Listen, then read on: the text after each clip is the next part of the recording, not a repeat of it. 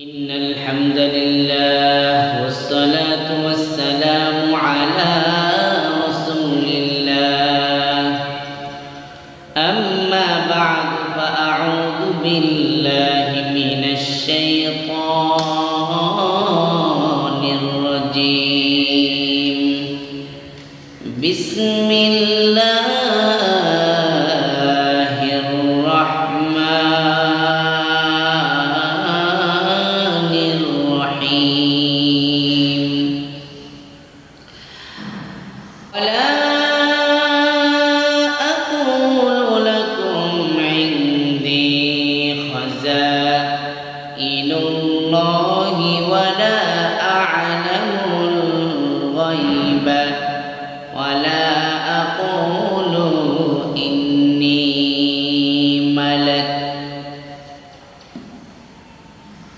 وقال النبي الصادق المصدوق صلى الله عليه وسلم من لقي الله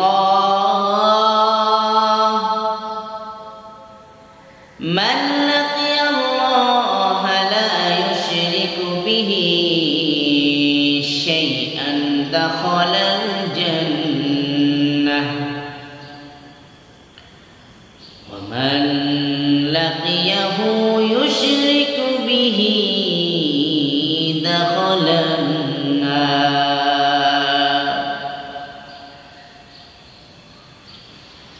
محمد ने आकर कुफ्र को मिटाया कुफ्र को मिटाकर सदाकत को बताया बलगल उला बिकमालिही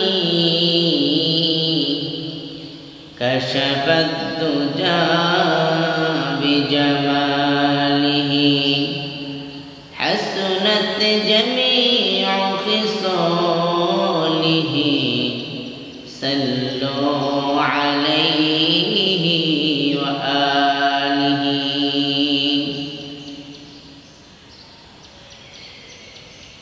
मुहतरम हाजिरिन, আমরা ধারাবাহিকভাবে আলোচনা করছিলাম শিরক সম্পর্কে।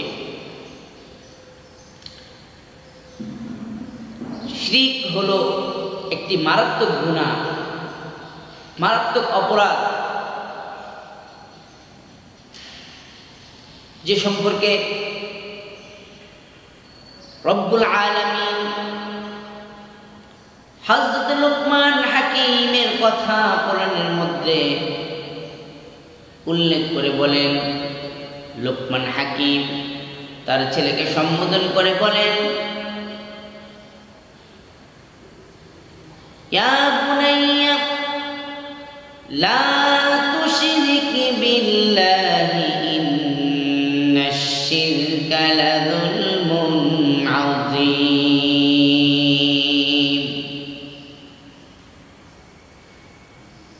হে আমার বৎস, কখনো আল্লাহর সাথে অন্য কাউকে শরীক করবে না। কেননা আল্লাহ রব্বুল আলামিনের কাছে শিরক বড়ই মারাত্মক গুনাহ। রব্বুল আলামিন কোরআনে হাকিমের আরেক আয়াতের মধ্যে বলেন, ইন্নাল্লাহা লা ইয়াগফিরু আন ইউশরাকা বিহি ওয়া ইয়াগফিরু মা দুনা যালিকা লিমান ইয়াশা ওয়া মান ইউশরিক বিল্লাহি ফাকাদ ইফতারা ইসমান আযীমা। রব্বুল আলামিন পৃথিবীর সব পাপিষ্ঠদের পাপকে রব্বুল আলামিন চাইলে মাফ করে দিতে পারেন, ক্ষমা করে দিতে পারেন। কোন ব্যক্তি যদি জন্মের পর থেকে মৃত্যু পর্যন্ত আল্লাহর কোনো গুণকীর্তন না করে, কেবলমাত্র আল্লাহকে আল্লাহ বলে বিশ্বাস করে, আল্লাহ রাসূলকে রাসূল বলে বিশ্বাস করে, ইসলামে যেইভাবে ঈমান আনয়নের কথা বলা হয়েছে সেই বিষয়গুলোকে সে মনে প্রাণে বিশ্বাস করে, কিন্তু কখনো আল্লাহর কোনো ইবাদত করে নাই। সারা জীবন শুধু আল্লাহর নাফরমানি করেছে, কিন্তু জীবনে কখনো এক মুহূর্তের জন্য আল্লাহর সাথে কাউকে শরীক করে নাই। আল্লাহ বলেন, ইন্নাল্লাহা লা ইয়াগফিরু আন ইউশরাকা বিহি ওয়া ইয়াগফিরু মা দুনা যালিকা লিমান ইয়াশা। রব্বুল আলামিন চাইলে ওই বান্দার গোটা জীবনের নাফরমানিকে আমার আল্লাহ এক মুহূর্তে মাফ করে দিতে পারেন। সুবহানাল্লাহ। এটা আল্লাহর হক। কেউ আল্লাহর ইবাদত করে নাই, আল্লাহর নাফরমানি করেছে, আল্লাহ বলে আমি চাইলে আমার হক বান্দা নষ্ট করেছে, আমি আল্লাহ আমার হক মাফ করে দিতে পারি। কিন্তু কোনো বান্দা যদি আমি আল্লাহর সাথে অন্য কাউকে শরীক করে, আমি আল্লাহর সাথে অন্য কাউকে অংশীদারিত্ব স্থাপন করে, আমি আল্লাহ ঘোষণা দিলাম, লা ইয়াগফিরু আন ইউশরাকা বিহি। যেই বান্দা আমি আল্লাহর সাথে অন্য কাউকে শরীক সাব্যস্ত করবে, আমি আল্লাহ ওই বান্দার জীবনের গুনাহ জীবনে মাফ করব না। মারাত্মক গুনাহ শিরক। আজকে মুসলমানেরা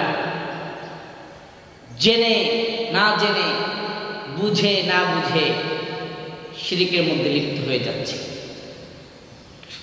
মুহতারাম হাজিরিন, শিরকের এই বিষয়গুলো আমাদের স্পষ্টভাবে জেনে রাখতে হবে, মনে রাখতে হবে। কারণ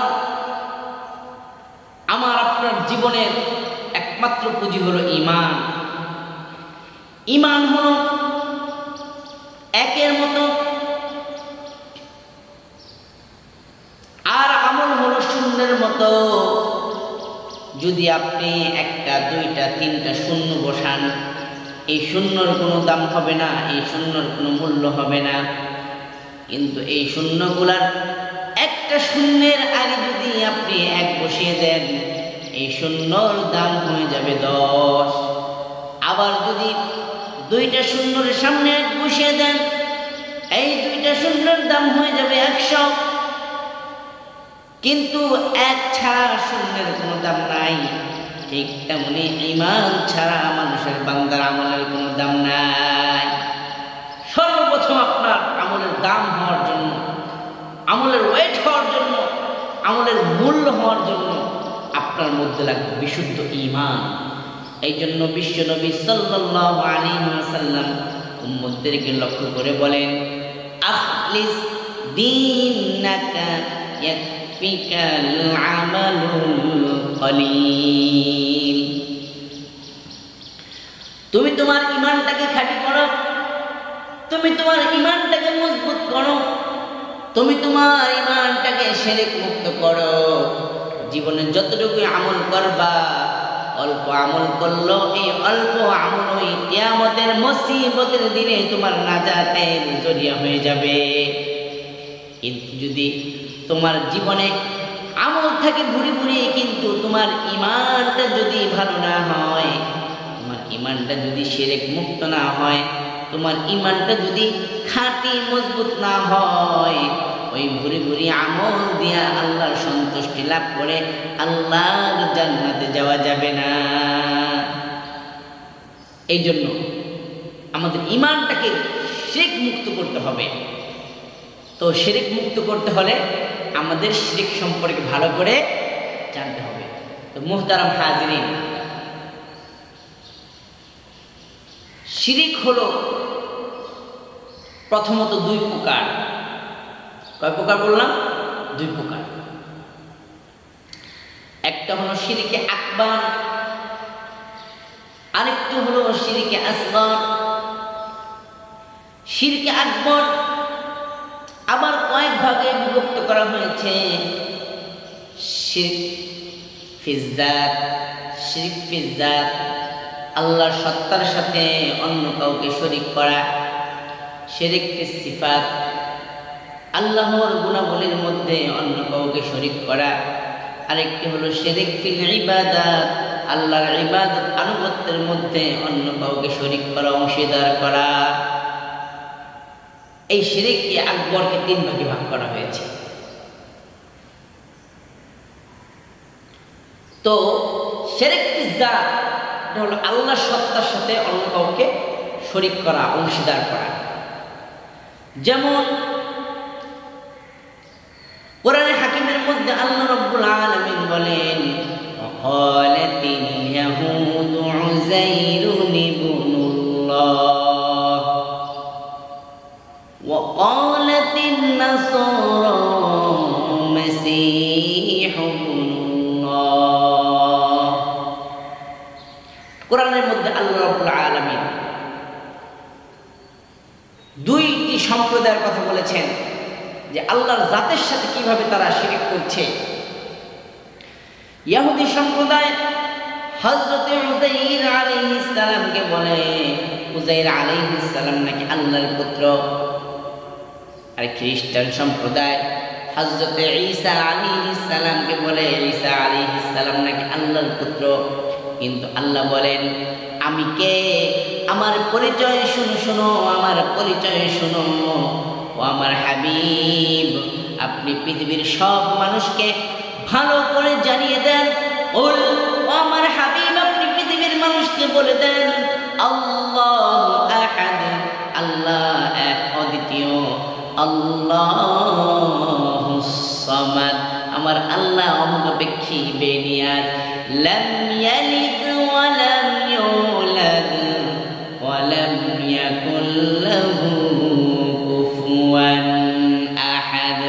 আমার আল্লাহ কারো কাছ থেকে জন্ম নেন নাই, সুতরাং আমার আল্লাহর পিতামাতার কোনো দরকার নাই, এবং আমার আল্লাহ কাউকে জন্ম দেন নাই, সুতরাং আমার আল্লাহর কোনো সন্তান সন্ততির প্রয়োজন নাই। আমার আল্লাহ কারো কাছ থেকে জন্ম নেন নাই, কাউকে জন্ম দেয় নাই, সুতরাং আমার আল্লাহর কোনো পিতাও নাই, মাতাও নাই, আমার আল্লাহর কোনো কন্যাও নাই, ছেলে সন্তানও নাই।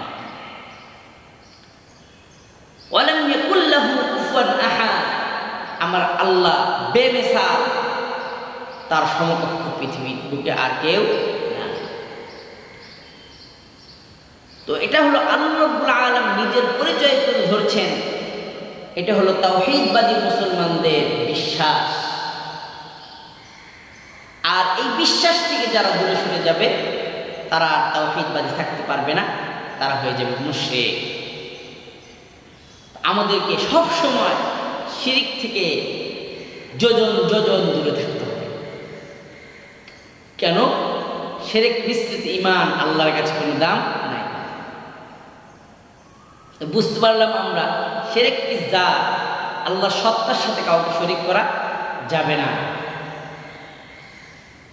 শিরক কি সিফাত, শিরক কি সিফাত হলো আমার আল্লাহর যে সকল গুণ আছে, আমার আল্লাহর যে সকল গুণাবলী রয়েছে, বৈশিষ্ট্য রয়েছে, এই সকল গুণাবলী অন্য কারোর জন্য হাকিকিভাবে সাব্যস্ত করা।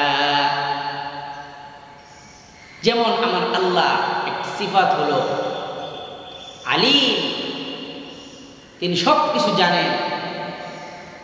একটি সিফাত হলো খাবীর, তিনি সব কিছুর খোঁজ খবর রাখেন, সম্যক অবগত সব কিছু সম্পর্কে। এখন যদি এই গুণাবলীটা পৃথিবীর কোনো অলি, পৃথিবীর কোনো বুজুর্গ, পৃথিবীর কোনো আলেম উলামা, পৃথিবীর কোনো নবী রাসূলের সাথে আপনি এটা ফিট করে দেন, যে আপনি মনে করেন আল্লাহ রাব্বুল আলামিন যেভাবে জানেন অমুক নবী, অমুক অলি, অমুক পীর সাহেব একইভাবে জানেন। অর্থাৎ দৃশ্য অদৃশ্য, সামনে পেছনে, উপরে নিচে, দূরে কাছে সব কিছু তিনি জানেন। তাহলে আপনি আল্লাহ যেভাবে জানেন, এই জানার সিফাতের সাথে আপনি মাখলুককেও জড়িয়ে দিলেন, এটা হলো শিরক ফিস সিফাত। আমাদের অনেকের ধারণা, অনেকে মনে করে যে আমার অমুক পীর সাহেব আমার সম্পর্কে জানেন, আমি বাড়িতে কি করছি, আমি কোথায় যদি বিপদে পড়ি, আমার পীর সাহেব আমার খবর রাখেন। আমার পীর সাহেবকে তখন স্মরণ করলে তিনি আমাকে সাহায্য করবে। আবার অনেকে বাড়ি থেকে বের হওয়ার সময় মনে করেন যে আমার পীর সাহেব তো আমার সম্পর্কে জানেন, পীর সাহেবের কাছে বাড়িটা সফর্দ করে দিয়ে যায় যে আমি বের হচ্ছি, দয়াল বাবা আমার বাড়িটা একটু দেখে রাখে। এই যে আপনার একটা বিশ্বাস, একটা ধারণা, এই ধারণা আপনাকে শিরক পর্যন্ত নিয়ে গেছে।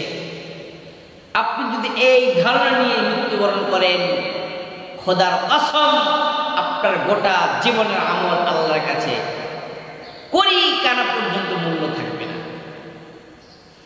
এটা শিরিক, এটা শিরিক ফিস সিফাত। আল্লাহর কোনো গুণাবলী বৈশিষ্ট্য কোনো মানুষের জন্য হাকিভাবে সাব্যস্ত করা যাবে না। মানুষে অনেক কিছু জানে, যতটুকু যে শিখেছে, যতটুকু সে শুনেছে অতটুকু সে জানে, কিন্তু যা শিখে নাই, যা শুনে নাই, সে সম্পর্কে সে অজ্ঞ, জাহেল। এই ক্ষেত্রে একজন মানুষকে আমরা আলিম বলি, আলেম বলি। যার একটু বেশি জানে তাকে আমরা আল্লামা বলি। এগুলো তো ঠিক আছে, কিন্তু আল্লাহ যেভাবে জানেন, কাছে দূরে সামনে পিছনে আলোয় অন্ধকারে সব কিছু তার জানার ক্ষেত্রে সমান, এরকমভাবে যদি কারো প্রতি আমাদের বিশ্বাস থাকে, সেও কাছে দূরে দৃশ্য অদৃশ্য সব কিছু জানেন, দেখেন, তাহলে এটা শিরিক হয়ে যাবে। আল্লাহ রাব্বুল আলামিন আমাদেরকে এই ধরনের শিরক ফিস সিফাত থেকে বেঁচে থাকার তৌফিক দান করুন। সকলে বলুন আমিন। তো মুআজ্জাজ হাজিরিন, শিরক ফিস সিফাতের মধ্যে গুরুত্বপূর্ণ আরেকটি শিরক হচ্ছে আমাদের অধিকাংশ মানুষের বিশ্বাস হলো আমার নবী গায়েব জানেন। এটা একটা কমন বিলিভ, যে অনেকে আমাদের মধ্যে অনেকে এটা বিশ্বাস করে যে আমার নবী গায়েব জানেন। যে গায়েব জানার বিষয়টা, এটা আল্লাহর সিফাত। আলিমুল গায়বি ওয়াশ শাহাদা, তিনি প্রকাশ্য অপ্রকাশ্য সব কিছু সম্পর্কে জানেন, এটা আল্লাহর সিফাত। এই সিফাত কোনো নবী ওলিকে দেওয়া যাবে না, কোনো নবী ওলির সাথে এই সিফাতকে যুক্ত করা যাবে না। আমাদের মধ্যে অনেকের ধারণা আছে আমাদের প্রিয় নবী মুহাম্মদ আরবি সাল্লাল্লাহু আলাইহি ওয়াসাল্লাম গায়েব জানেন, কিন্তু কোরআন বলে, হাদিস বলে, আমরা যারা একথা বিশ্বাস করি, একথা ধারণা করি, আমাদের ধারণা ভুল। কোরআন বলে তোমার ধারণা ভুল, হাদিস বলে তোমার ধারণা ভুল। আচ্ছা, এখন কোরআন যদি বলে আমার এই ধারণা ভুল, তারপরেও কি আমি আমার এই ভুলের অটল থাকবো? আমি যদি বলি আপনার এই ধারণা ভুল, আপনি আমার সাথে ডিবেট করতে পারেন, আমার সাথে বাক বিতণ্ডা করতে পারেন, কারণ এটা আমি আমার মত বলেছি। কিন্তু আমি যদি বলি কোরআন বলেছে আপনার এটা ভুল, আপনি একজন বিশ্বাসী ইমানদার মুসলিম হিসেবে আপনার সাথে সাথে সারেন্ডার করা দরকার। আপনি আর একটি বাক্য এক্ষেত্রে ব্যবহার করবেন না। ইমানের পরিচয়, ইমানদারের বৈশিষ্ট্য, কোরআনের সামনে মুসলমান সাথে সাথে মাথা নত করে দিবে। কোরআন যদি বলে এটা ভুল, সাথে সাথে নিজের ভুলটাকে সংশোধন করার চেষ্টা করবে। এই ভুলটাকে আরো শক্তিশালী মজবুত করার জন্য সে চেষ্টা করবে না। কিন্তু সমস্যা হচ্ছে আজকে যদি কোরআন বলে এটা ভুল, আমার বিশ্বাসটাকে আমি লালন করে কোরআনের কথা যে বললো আমি তার বিরুদ্ধে লেগে পড়ি। আরে ভাই, আপনি আমার বিরুদ্ধে কথা বলবেন তখন যখন আমি আমার ব্যক্তিগতভাবে কোনো মত আপনার উপর চাপিয়ে দেওয়ার চেষ্টা করব, কিন্তু আমি যখন কোরআনকে আপনার সামনে তুলে ধরবো, তখন আপনি ইমানদার হিসেবে আপনার দায়িত্ব হলো কোরআনের কথাটাকে মাথা পেতে মেনে নেওয়া, আপাত মস্তকে কোরআনের উপর আমল করা, কোনো চুচেরা না করা। এটা হলো একজন ইমানদারের বৈশিষ্ট্য। তো অন্যদিকে কথা বাড়াচ্ছি না, কথা হচ্ছে কোরআন বলছে রব্বুল আলামিন কোরআনে হাকিমের সূরাতুল আরাফের 188 নম্বর আয়াতের মধ্যে আল্লাহ রাব্বুল আলামিন বলেন, قُل لَّا أَمْلِكُ لِنَفْسِي نَفْعًا وَلَا ضَرًّا إِلَّا مَا شَاءَ اللَّهُ وَلَوْ كُنتُ أَعْلَمُ الْغَيْبَ لَاسْتَكْثَرْتُ مِنَ الْخَيْرِ وَمَا مَسَّنِيَ السُّوءُ। কত সুন্দর করে আল্লাহ রাব্বুল আলামিন আমাদের এই কোশ্চেনের অ্যান্সার দিয়েছেন, আমাদের প্রশ্নের উত্তর দিয়েছেন। আল্লাহ জানেন যে পৃথিবীর মানুষ আমার হাবিব সম্পর্কে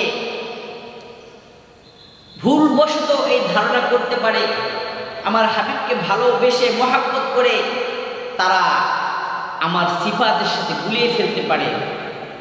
এই জন্য আল্লাহ রাব্বুল আলামিন আজ থেকে ১৫০০ বছর পূর্বে আমার হাবিবের জবান দিয়ে কোরআনের এই আয়াত তিনি আওড়িয়েছেন। কোরআনের এই আয়াত মানুষদেরকে শুনিয়ে দিয়েছেন, ও আমার হাবিব আপনি মানুষদেরকে বলে দেন, লা আমলিকু লিনাফসি নাফআন ওয়ালা দাররান ইল্লা মা শাআল্লাহ। আমি মুহাম্মদ তো নিজের ভালো এবং মন্দের ব্যাপারে শক্তি প্রয়োগ করতে পারি না, আমি স্বাধীন না, বরং আমার ভালো এবং মন্দ সব কিছুর ক্ষমতা আল্লাহর হাতে। আমি মুহাম্মদ চাইলে আমার কোনো ভালো করতে পারি না, আমি চাইলে আমার কোনো খারাপ করতে পারি না। আমার মন্দ এবং ভালো, আমার ভালো খারাপের মালিক একমাত্র কে? আল্লাহ। এরপর আমার আল্লাহ আবার বলেন, আপনি আরো বলেন, ওয়ালাউ কুনতু আ'লামুল গায়বা লাস্তাকতারতু মিনাল খায়র। তোমরা যারা ধারণা করো আমি মুহাম্মদ গায়েব জানি, গায়েব সম্পর্কে আমি মুহাম্মদ অবগত, তাহলে শুনে শোনো, ওয়ালাউ কুনতু আ'লামুল গায়বা লাস্তাকতারতু মিনাল খায়র। আমি যদি গায়েব জানতাম তাহলে সব সময় আমি কল্যাণটাকে গ্রহণ করতাম। ওমা মাসসানিয়াস সু, আমাকে কখনো অকল্যাণ স্পর্শ করতে পারত না। যেহেতু আমি আগাম জানি, গায়েব জানি, ওখানে গেলে আমার একটা ক্ষতি হবে, তাহলে কি আমি ইচ্ছা করে ওখানে যাব না। আমি যেহেতু গায়েব জানি, আগাম জানি, ওই কাজটা করলে এটা আমার সফলতা আসবে না, তাহলে আমি ওই কাজটা কখনো করব না।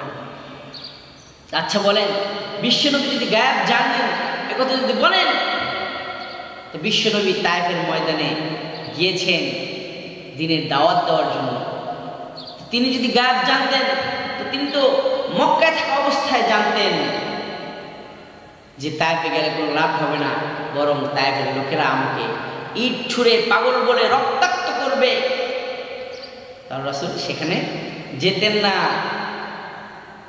বিশ্বনবী যদি গায়েব জানতেন, তাহলে যে একদল সাহাবাকে কোরআন শেখানোর জন্য কাফেরদের এলাকায় একজন প্রতিনিধি লোক যখন আসলো রাসূলের কাছে, এসে বলল, ইয়া রাসূলুল্লাহি, ইয়া হাবিবাল্লাহি, আমাদের এলাকার লোকেরা সবাই মুসলমান হয়ে গেছে, আপনি কিছু সাহাবী আমাদের সাথে পাঠান, তারা আমাদেরকে ইসলাম সম্পর্কে শিক্ষা দিবে, আমাদেরকে কোরআন শরীফ শিক্ষা দিবে। বিশ্বনবী সাল্লাল্লাহু আলাইহি ওয়াসাল্লাম কিছু প্রিয় সাহাবীদেরকে বেছে বেছে ওই এলাকাবাসীদেরকে কোরআন শিক্ষা দেওয়ার জন্য, দ্বীন সম্পর্কে তাদেরকে জানানোর জন্য ওই কাফের প্রতিনিধি দলের সাথে পাঠিয়ে দিলেন। তারা নিজেদেরকে মুসলমান বলে পরিচয় দিয়েছিল। বিশ্বনবী যদি গায়েব জানতেন তাহলে তিনি এটাও জানতে পারতেন এরা সত্যিকার অর্থে মুসলমান নয়, এরা মুসলমানের পোশাকে মুনাফিক। মুখে বলছে মুসলমান, ভিতরে নেফাক রয়ে গেছে। সাহাবীদেরকে পাঠানে তারা কৌশল করে চক্রান্ত করে সব সাহাবীদেরকে শহীদ করে ফেলে। বিশ্বনবী এই ঘটনা শুনে এত মর্মাহত হন, এত দুঃখ পান, কষ্ট পান। বিশ্বনবী তাদের জন্য দীর্ঘদিন পর্যন্ত দোয়ায়ে কুনুতে নাজিলা করে তাদের জন্য বদ্ধ করেন, তাদের বিরুদ্ধে দীর্ঘদিন পর্যন্ত কুনুতে নাজিলা করে বদ্ধ করেন। তাহলে কি বোঝা যায়? বোঝা যায় যে কোরআনের আয়াত সত্য। বিশ্বনবী বলছেন ওমা মাসসানিয়াস সু ওয়ালাউ কুনতু আ'লামুল গায়বা, যদি আমি গায়েব সম্পর্কে জানতাম তো সব সময় শুধু কল্যাণ অর্জন করতাম। ওমা মাসসানিয়াস সু, কখনো আমাকে অকল্যাণ স্পর্শ করতে পারতো না। কিন্তু এই যে ঘটনাগুলো ঘটে গেল, এই যে অকল্যাণ রাসূলকে স্পর্শ করলো, বোঝা যায় এই কথা থেকে রাসূল গায়েব সম্পর্কে জানেন। আমাদের এই পুরো কষ্ট হচ্ছে বলতে। আপনি মনে করবেন যে রাসূলের প্রতি হয়তো আমার ভালোবাসা নাই, মহাব্বত নাই, বা যারা এই বিশ্বাস করে তাদের বুঝি ভালোবাসা নাই। কেন থাকবে না? রাসূলের ইজ্জত রক্ষার্থে যদি জীবন দেওয়ার প্রয়োজন হয়, আপনার আগে আমি জীবন দিতে প্রস্তুত ইনশাআল্লাহ। কেন ভালোবাসা থাকবে না? কিন্তু ভালোবাসা সঠিক পন্থায় পদ্ধত হতে হবে। আমি দই পছন্দ করি না, কিন্তু আপনি আমাকে পছন্দ করেন। এখন আপনি আমাকে পছন্দ করেন বিধায় আপনি বলছেন আমি নাকি দই পছন্দ করি। আপনি আমার জন্য দই নিয়ে এসেছেন, আমি দই খাবো না। আপনি আমাকে জোর করে খাওয়ালেন। আচ্ছা বলেন, এই যে আপনি আমাকে মহাব্বত করে দই খাওয়ালেন, কিন্তু আমি তো এটা দই পছন্দ করি না, তাহলে আপনার সাথে মহাব্বতটাকে আমার বাড়লো না কমলো? আপনার মহাব্বত, আপনি আমাকে মহাব্বত করেন, এটা ঠিক আছে, কিন্তু আমি কি মহাব্বত করি, আমি কি ভালোবাসি, এটা তো আপনাকে দেখতে হবে। আপনি রাসূলকে মহাব্বত করবেন, কিন্তু রাসূল কিভাবে রাসূলকে মহাব্বত করতে বলেছে সেটাও আপনাকে জানতে হবে। রাসূল বলতেছেন আল্লাহ আমাকে নির্দেশ দিয়েছেন আমি যেন তোমাদেরকে জানিয়ে দিই, লাউ কুনতু আ'লামুল গায়বা, আমি যদি গায়ব জানতাম তাহলে সবসময় আমি কল্যাণ অর্জন করতাম, কোনো বিপদ আপদ বালা মুসিবত আমি রাসূলকে স্পর্শ করতো না। কিন্তু রাসূলের জীবনে অনেক ঘটনা আছে, যে সকল ঘটনায় রাসূল সাল্লাল্লাহু আলাইহি ওয়াসাল্লাম বিপদের সম্মুখীন হয়েছে, এর দ্বারা বোঝা যায় রাসূল করিম সাল্লাল্লাহু আলাইহি ওয়াসাল্লাম গায়েব জানতেন না। যদি রাসূল সাল্লাল্লাহু আলাইহি ওয়াসাল্লাম গায়েব জানতেন তাহলে এই সকল ঘটনা রাসূলের দ্বারা কখনো সংঘটিত হতো না। তো মুহতারাম হাজিরিন, কোরআন হাকিমের মধ্যে আল্লাহ রাব্বুল আলামিন আরেক আয়াতের মধ্যে বলেন, আপনি মানুষদেরকে বলে দেন কুল লা আকুল লাকুম ইনদি খাযাইনুল্লাহ, আপনি মানুষদেরকে বলে দেন আমি তোমাদেরকে এই কথা বলি না যে আমার কাছে আল্লাহর ধনভাণ্ডার রয়েছে, আমার কাছে আল্লাহর খাজানা রয়েছে, আমি এই কথা কখনো তোমাদেরকে বলি না। ওয়ালা আ'লামুল গায়বা, এবং আমি এই কথাও বলি না যে আমি গায়েব সম্পর্কে জানি। কে বলছেন? আল্লাহ বলছেন রাসূলকে আপনি বলেন মানুষদেরকে ওয়ালা আ'লামুল গায়বা, আমি গায়েব সম্পর্কে জানি না। তো রাসূল বলতেছেন আমি গায়েব সম্পর্কে জানি না। আল্লাহ বলেন নবী আপনি বলেন মানুষদেরকে আপনি গায়েব সম্পর্কে জানেন না। আর আপনি রাসূলকে ভালোবাসার দাবি করে, মহব্বতের দাবি করে আপনি জোর করে রাসূলের উপর এই দোষ চাপিয়ে দিচ্ছেন যে আপনি গায়েব জানেন। রাসূল বলছে কোরআনের আয়াতের মাধ্যমে আমি গায়েব জানি না, আর আপনি জোর করে বলছেন না রাসূল গায়েব জানেন। তাহলে কি আপনি রাসূলের উপর একটা মিথ্যা অপবাদ চাপালেন না? রাসূল বলছেন আমি গায়েব জানি না, আল্লাহ বলছেন আমার রাসূল গায়েব জানে না, আর আপনি বলছেন না রাসূল গায়েব জানে। মুহতারাম হাজিরিন, কোরআনকে আমাদের ফলো করতে হবে সর্ব অবস্থায়। আমার আবেগকে সামনে অগ্রসর করা যাবে না। আবেগের সামনে বিবেক রাখতে হবে, আমার আবেগের সামনে কোরআন রাখতে হবে, হাদিস রাখতে হবে। কোরআন আর হাদিস আমাকে যেই দিকে টেনে নিয়ে যায়, আমার আবেগকে তাদের পিছনে চালিয়ে দিতে হবে, ছুটিয়ে দিতে হবে, তাহলেই আমি মুসলমান।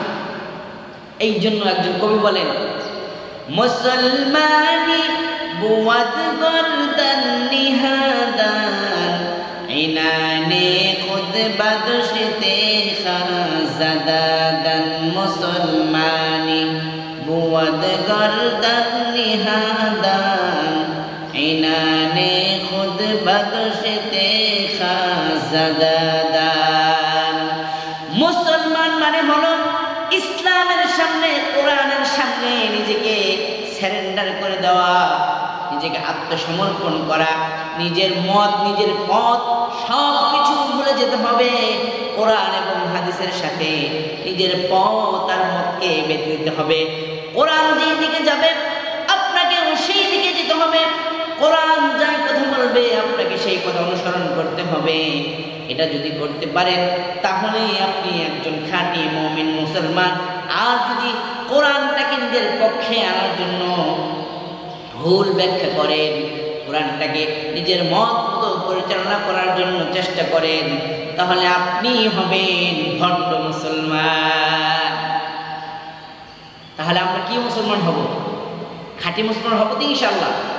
আল্লাহ তাআলা আমাদের তৌফিক দান করুন। মুহতারাম হাজির, তো রাসূল সাল্লাল্লাহু আলাইহি সাল্লাম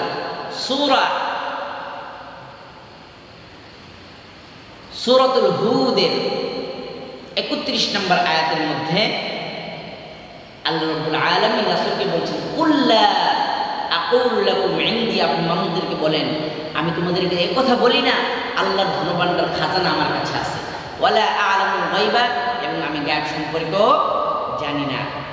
মুহতারাম হাজরিন, এমন কোরআনের মধ্যে আল্লাহই যে একমাত্র গায়ব জানে, গায়বের ইলম আল্লাহ তাআলা অন্য কাউকে দেন নাই।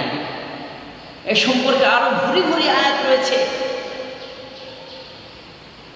সূরাতুন নামলের 65 নম্বর আয়াতে মহান রব্বুল আলামিন বলেন, ও আমার হাবিব, আপনি পৃথিবীর মানুষদেরকে জানিয়ে দেন, কুল লা ইয়ালামু মান ফিস সামাওয়াতি ওয়াল আরদিল গায়বা ইল্লাল্লাহ।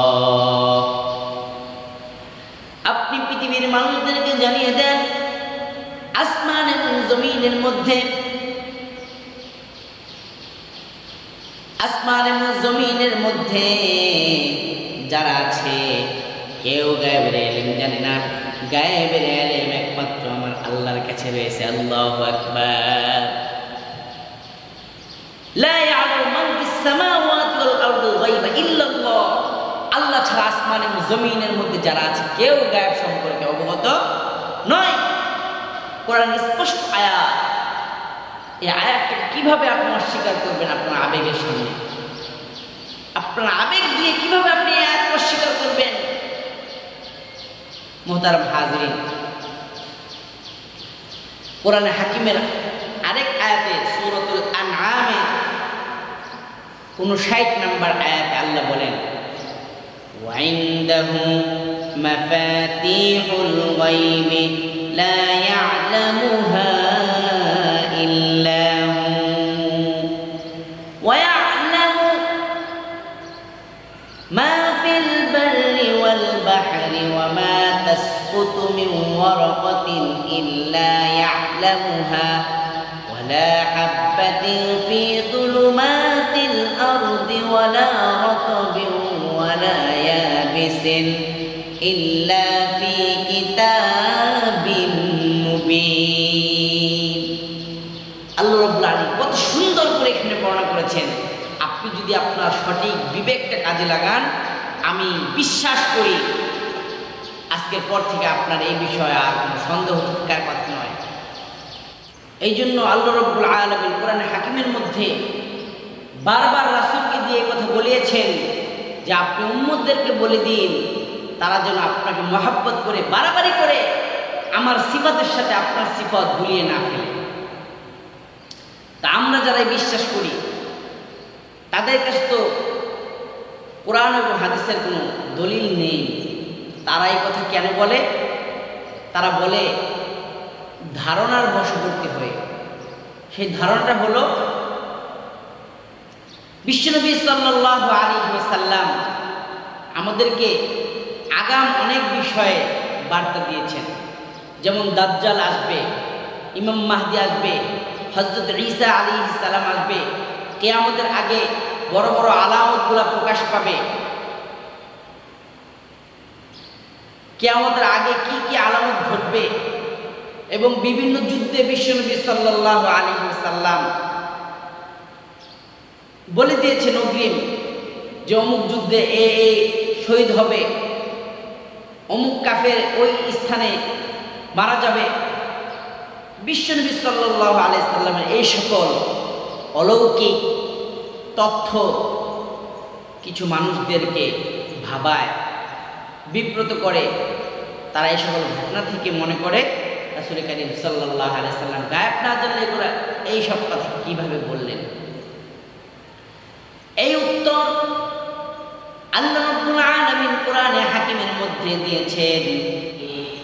যারা মনে করে এই সকল কথা বলার কারণে রাসূলকে আলিমুল গায়ব মনে করে, গায়বের জ্ঞান ধারণকারী মনে করে, তাদের জন্য আমার আল্লাহ অগ্রিম উত্তর দিয়েছেন। সূরাতুল জিনের 26 এবং 27 নং আয়াতের মধ্যে আল্লাহ রাব্বুল আলামিন বলেন, আলিমুল গায়বি ফালা ইউযহিরু আলা গায়বিহি আহাদা। আল্লাহ রাব্বুল আলামিন একমাত্র আলিমুল গায়ব, এবং আল্লাহ বলেন আমার এই আলিমুল গায়ব, ইলমে গায়ব, গায়বের ইলম আমি আল্লাহ অন্য পৃথিবীর কোনো বান্দাকে দেই নাই, পৃথিবীর কোনো নবী রাসূল কোনো ওলিদেরকে দেই নাই। ইল্লা মান ইরতাদা মির রাসূলিন ফাইন্নাহু ইয়াসলুকু মিন বাইনি ইয়াদাইহি ওয়া মিন খালফিহি রাসাদা। তবে আমি রাসূলদের মধ্যে কিছু কিছু রাসূলদেরকে এই গায়বের ইলম দিয়েছি। তবে সেটা কিভাবে?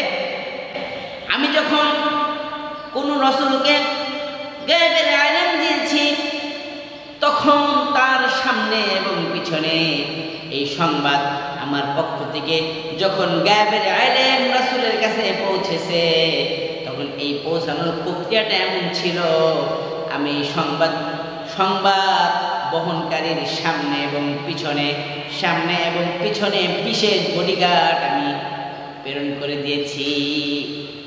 মিন বাইনি ইয়াদাইহি ওয়া মিন খালফিহি রাসাদা। এই সংবাদ যখন রাসূলের কাছে নিয়ে গেছে, তখন এই সংবাদদাতার সামনে এবং পিছনে আমি বিশেষ ফোর্স বডিগার্ড দিয়েছি, যাতে করে শয়তান আমার এই সংবাদের মধ্যে কোনো লুকোচুরি করতে না পারে, কোনো কমি বেশি করতে না পারে। তাহলে কি বোঝা গেল? আল্লাহ রাব্বুল আলামিন কিছু রাসূলদেরকে এই ইলমে গায়েব দান করেছেন, তবে সেটা হলো ওহী মারফত। ফালা ইউযহিরু আলা গায়বিহি আহাদা ইল্লা মান ইরতাদা মির রাসূলিন ফাইন্নাহু ইয়াসলুকু মিন বাইনি ইয়াদাইহি ওয়া মিন খালফিহি রাসাদা। তবে যে সকল কিছু রাসূলদেরকে তিনি গায়েবের ইলম দিয়েছেন, সেটার প্রক্রিয়া হলো এই সংবাদদাতার সামনে এবং পিছনে বিশেষ বডিগার্ডের মাধ্যমে এই সংবাদ ওই নবী রাসূলদের কাছে পৌঁছে দিয়েছেন। তাহলে এটা বোঝা যাচ্ছে স্পষ্ট, এটা হলো ওহী। ওহীর মাধ্যমে রাসূলদেরকে আল্লাহ রাব্বুল আলামিন কিছু কিছু রাসূলদেরকে কিছু কিছু গায়েবের ইলম দিয়েছেন। গায়েবের ইলম যখন দিয়ে ফেলেছেন, রাসূল যখন যেটা ধারণ করেছে, জানতে পেরেছে, তখন আর সেটা গায়েবের ইলম নাই, তখন তো সেটা তার জাহির হয়ে গেছে। আল্লাহ রাব্বুল আলামিন যখন কাউকে কিছু জানিয়ে দিলেন, তখন কি আর সেটা গায়েব থাকলো? আমার কথাটা মনে হয় বুঝতে পারেননি। গায়েব মানে তো যেটা কোনো মাধ্যম ছাড়া সে একা একা জানতে পারবে, সেটা হলো গায়েব। আমরা অনেকে গায়েবের সংজ্ঞায় বুঝি না, আমরা মনে করি গায়েব মানে অদৃশ্য। গায়েব মানে অদৃশ্য নয়। গায়েবের সংজ্ঞা হলো মা গাবা আন হাওয়াসিল খামস, যেটা পঞ্চ ইন্দ্রিয়র বাইরে থেকে মানুষ পঞ্চ ইন্দ্রিয়ের মাধ্যমে যে ইলম অর্জন করতে পারে না, সেটাকে বলা হয় গায়েব। আল্লাহ তাআলা যেটা রাসূলকে জানিয়ে দিলেন জিবরিল আমিনের মাধ্যমে, সেটা তো আর তার কাছে গায়েব নাই এখন, সেটা তো তার ইলমের মধ্যে চলে এসেছে। তো এতটুকুই পার্থক্য। আমরা যারা এই দাবি করি তারা এটাকে ইলমুল গায়েব বলে, এই কথা তারা বলে যে রাসূল গায়েব জানেন। আর আমরা বলি রাসূল সাল্লাল্লাহু আলাইহি ওয়াসাল্লাম গায়েবের ইলমগুলা ওহীর মাধ্যমে জানতে পেরেছেন। আল্লাহ রাব্বুল আলামিন যখন যাকে যতটুকু ইলমে গায়েব দান করেন, সে শুধু ততটুকু ইলমে গায়েব জানতে পারেন। রাসূলুল্লাহ কারীম সাল্লাল্লাহু আলাইহি ওয়াসাল্লামকে বিভিন্ন সময় তিনি আমাদেরকে আগাম বার্তা দিয়েছেন, এই সম্পর্কে আল্লাহ তাআলা ওহী মারফত রাসূলকে জানিয়ে দিয়েছেন। এই জন্য রাসূল কারীম সাল্লাল্লাহু আলাইহি ওয়াসাল্লাম জানতে পেরেছেন। কোরআনে হাকিমের মধ্যে আরেকটি ঘটনা উল্লেখ রয়েছে। এই ঘটনা আমাদেরকে আরো স্পষ্ট করে দেয় যে রাসূল সাল্লাল্লাহু আলাইহি সাল্লাম গায়েবের যে সকল বার্তা আমাদেরকে দিতেন, এগুলা রাসূল সাল্লাল্লাহু আলাইহি সাল্লাম নিজে জানতেন না, বরং ওহীর মারফতে রাসূল কারীম সাল্লাল্লাহু আলাইহি সাল্লাম জানতেন। একবার ইহুদীদের একটা প্রতিনিধি দল রাসূলের কাছে আসলো। এসে রাসূল কারীম সাল্লাল্লাহু আলাইহি সাল্লামকে জিজ্ঞেস করলেন, মুহাম্মদ, তোমাকে আমরা কয়েকটা প্রশ্ন করব, তুমি যদি উত্তর দিতে পারো তাহলে আমরা মনে করব তুমি সত্যি নবী। তাকে প্রশ্ন করা হলো, রূহ কাকে বলে? এভাবে তিনটি প্রশ্ন করা হলো। এর মধ্যে একটি ছিল রূহ কাকে বলে। রাসূল সাল্লাল্লাহু আলাইহি সাল্লাম বলেছেন, উজিবু গাদান, আগামীকালকে তোমাদেরকে এই প্রশ্নের উত্তর জানিয়ে দেব। এখন বলেন, রাসূল কারীম সাল্লাল্লাহু আলাইহি সাল্লাম যদি জানতেন, গায়েব জানতেন, তাহলে তাৎক্ষণিক তিনি কাফেরদের উত্তর দিয়ে দিতেন। আগামীকালকে অপেক্ষা কেন করলেন? আর যদিও কোনো কারণে আগামীকালকে অপেক্ষা করান যে আগামীকালকে তোমাদেরকে বলবো, তাহলে আমরা দেখি আগামীকাল তিনি বলেন কিনা। পরের দিন যখন ইহুদীরা আবার আসলো, রাসূলুল্লাহ সাল্লাল্লাহু আলাইহি ওয়াসাল্লাম বললেন আগামীকাল বলবো। আবার পরের দিন ইহুদীরা আসলো, আজকেও তিনি উত্তর দিতে পারলেন না, তিনি বললেন আগামীকাল বলবো। এইভাবে একদিন দুই দিন নয়, 15 দিন পর্যন্ত ইহুদীদেরকে শুধু বলছে আগামীকাল বলবো, আগামীকাল বলবো। এবং বিশ্বনবী সাল্লাল্লাহু আলাইহি ওয়াসাল্লাম পেরেশান হয়ে যাচ্ছেন। কেন বিশ্বনবী কোনো কথা বলেন না যতক্ষণ পর্যন্ত আল্লাহর পক্ষ থেকে ওহীর মাধ্যমে তাকে জানানো না হয়। মুহাম্মদ হার গেজনা গুফতা তানা গুফতা জিবরাইল হার গেজনা গুফতা তানা গুফতা রব জলিল। মুহাম্মদ সাল্লাল্লাহু আলাইহি ওয়াসাল্লাম ততক্ষণ পর্যন্ত কোনো কথা বলেন না যতক্ষণ পর্যন্ত আল্লাহর পক্ষ থেকে জিবরিল আমিন কোনো ওহী না নিয়ে আসে। ওয়া মা ইয়ানতিকু আনিল হাওয়া ইন হুয়া ইল্লা ওয়াহয়ুন ইউহা।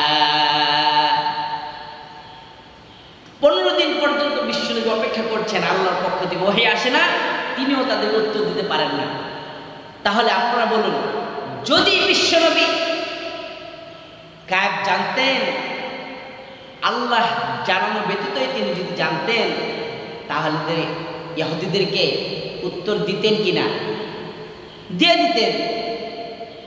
কিন্তু বিশ্বনবী তো নিজের পক্ষ থেকে কিছু বলেন না। গায়েব সম্পর্কে, আগাম বার্তা সম্পর্কে তিনি নিজের পক্ষ থেকে কিছু বলতে পারেন না। আল্লাহর পক্ষ থেকে তাকে যেভাবে জানানো হয়, যতটুকু জানানো হয়, তিনি সেইভাবে অতটুকু জানতে পারেন। 15 দিন পরে জিবরিল আমিন এসে বললেন, ইয়া রাসূলুল্লাহি ইয়া হাবিবাল্লাহি, আপনি তাদেরকে বলেছেন আগামীকাল বলবেন, কিন্তু আগামীকাল আপনি তো নিজের পক্ষ থেকে বলতে পারবেন না। আপনাকে যদি আমার আল্লাহ সম্পর্কে না জানান, সুতরাং আপনি আগামীকাল ভবিষ্যতে যখন কোনো কাজ করবেন, কোনো কাজ করার প্রতিজ্ঞা করবেন, এরাদা করবেন, সংকল্প করবেন, আপনি ওই কাজটাকে আল্লাহর উপর ভরসা করতে হবে। আপনি যখন ভবিষ্যতে কোনো কথা বলবেন, আপনি কথার শেষে ইনশাআল্লাহ বলতে হবে। ওয়ালা তাকুলান্না লিশাইইন ইন্নী ফাইলুন যালিকা গাদা ইল্লা আইয়াশা আল্লাহ। আপনি যখন বলবেন আগামীকালকে আমি এই কাজটা করব, তখন সাথে সাথে বলবেন ইনশাআল্লাহ। আপনি ইনশাআল্লাহ বলেন নাই, এই জন্য আমার আল্লাহ আপনিকে কেন্দ্র করে পৃথিবীর সব মানুষকে শিক্ষা দিয়ে দিলেন, ভবিষ্যতে যখন কোনো কাজ করতে হবে তখন এই কথা এবং এই কাজ কার উপরে নির্ভর করতে হবে? আল্লাহ। মুহতারাম হাজরিন, এই কথার মাধ্যমে, এই আয়াতের মাধ্যমে আমাদের সামনে বিষয়টা স্পষ্ট হয়ে গেল। বিশ্বনবী গায়েবের ইলম জানেন, তবে সেই জানাটা নিজের পক্ষ থেকে নয়, আল্লাহর পক্ষ থেকে ওহীর মারফতে তাকে যতটুকু জানানো হয় ঠিক ততটুকু জানতে পারে। তো সর্বশেষ কথা হচ্ছে, যারা বলে বিশ্বনবী আলিমুল গায়ব বা গায়েবের ইলম রাখেন, আর আমরা যারা বলি যে তিনি গায়েবের ইলম রাখেন না, আমাদের এই দুই মতের মধ্যে শুধু এতটুকু পার্থক্য যে বিশ্বনবী যে আগাম বার্তা দিয়েছেন এটা যদিও ইলমে গায়েব, কিন্তু এটা যে জানে তাকে আলিমুল গায়ব বলা হয় না। আলিমুল গায়বের সংজ্ঞার মধ্যে সে পড়ে না, কারণ আলিমুল গায়বের প্রকৃত জ্ঞানী হচ্ছেন আল্লাহ। আর আল্লাহ তার ইলমে গায়েব থেকে যা কিছু রাসূলকে জানিয়েছেন তিনি শুধু অতটুকু জানেন। আর এই মারফতে কারো মাধ্যমে কোনো জিনিস যে জানে তাকে আলিমুল গায়ব বলা হয় না। আমরাও তো রাসূলের হাদিসের মাধ্যমে এখন কিয়ামতের আগে কি কি আলামত ঘটবে এগুলো জানি, তা আমি কি নিজেকে আলিমুল গায়ব বলে দাবি করতে পারবো? পারবো না। বিশ্বনবীও তো ওহীর মাধ্যমে তিনি কিয়ামতের ভবিষ্যতের অনেক কথা তিনি জানতে পেরেছেন, এই জন্য তাকেও আলিমুল গায়ব বলা হবে না। মুহতারাম হাজরিন, সর্বপ্রথম কথা হচ্ছে আমরা যেমন অনেক কিছু জানি না, তো রাসূল যে আমাদের মধ্যে সব অনেক কিছুই জানেন না, বিষয়টা এমন নয়। আমাদের কাছে এমন অনেক বিষয় আছে যেটা গায়েব, কিন্তু রাসূলের কাছে গায়েব ছিলেন না, আল্লাহ তাআলা তাকে সেই সম্পর্কে অবগত করেছেন।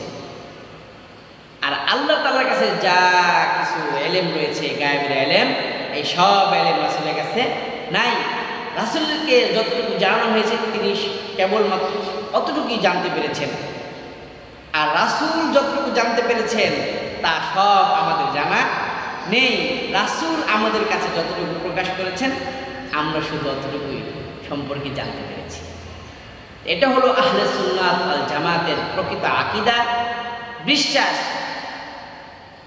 আমরা যারা সত্যিকার অর্থে মুসলিম হতে চাই, রাসূলের আশিক নিজেকে দাবি করি, আমাদেরকে রাসূলের প্রতি এই বিশ্বাস রাখতে হবে। রাসূল সত্যাগতভাবে গায়েবের ইলম রাখেন না, বরং গায়েব সম্পর্কে যতটুকু আল্লাহ তাআলা ওহীর মাধ্যমে তাকে জানিয়েছেন ঠিক ততটুকুই তিনি জানেন এবং জানতে পেরেছেন। তবে তিনি আমাদের মতো নন যে আমরা যতটুকু জানি তিনি ততটুকু জানেন, একথা কেউ বলবেন না। বরং আমরা রাসূলের মাধ্যমে যতটুকু জানতে পেরেছি আমরা কেবল ততটুকুই জানি, কিন্তু আল্লাহর পক্ষ থেকে রাসূল যতটুকু জানতে পেরেছেন সব তিনি আমাদেরকে জানাননি। তো আল্লাহ রাব্বুল আলামিন আমাদেরকে সঠিক বুঝ দান করুন। সর্বশেষ আমি রাসূল সাল্লাল্লাহু আলাইহি সাল্লাম যে আলিমুল গায়ব ছিলেন না এ সম্পর্কে রাসূল কারীম সাল্লাল্লাহু আলাইহি সাল্লামের সহধর্মিণী হযরত আয়েশা সিদ্দিকা রাদিয়াল্লাহু তাআলা আনহা বলেন, মান হাদ্দাসাকা আন্নাহু সাল্লাল্লাহু আলাইহি ওয়াসাল্লাম ইয়ালামুল গায়ব ফাকাদ কাযাবা। তোমাকে যদি কেউ বলে যে রাসূল কারীম সাল্লাল্লাহু আলাইহি ওয়াসাল্লাম গায়েব সম্পর্কে জানতেন, তাহলে সে মিথ্যা বলল। ওহুয়া ইয়াকুল, অথচ আল্লাহ তাআলা বলেন লা ইয়ালামুল গায়বা ইল্লাল্লাহ, আল্লাহ ছাড়া গায়বুল ইলম কেউ জানেন না। তাহলে হযরত আয়েশা সিদ্দিকা বলতেছেন রাসূল সাল্লাল্লাহু আলাইহি সাল্লাম সম্পর্কে যদি দাবি করে তাহলে সে রাসূল সম্পর্কে মিথ্যা বলল। আপনি আমি ১৫০০ বছর পরে এসে যেমন একটা দাবি করি, তাহলে যেই দাবির ভিত্তি নাই কোরআনে নাই হাদিসে, আপনি শুধু নিজের যুক্তির উপর নির্ভর করে রাসূলের উপর একটা অপবাদ দিতে পারেন না যে কথা রাসূল অস্বীকার করেছে। আল্লাহ তাআলা আমাদেরকে সঠিক বুঝ দান করুন এবং শিরক মুক্ত ঈমান নিয়ে আমাদেরকে আল্লাহর ডাকে সাড়া দেওয়ার তৌফিক দান করুন। সকলে বলুন আমিন। ওয়া আখিরু দাওয়ানা আলহামদুলিল্লাহ।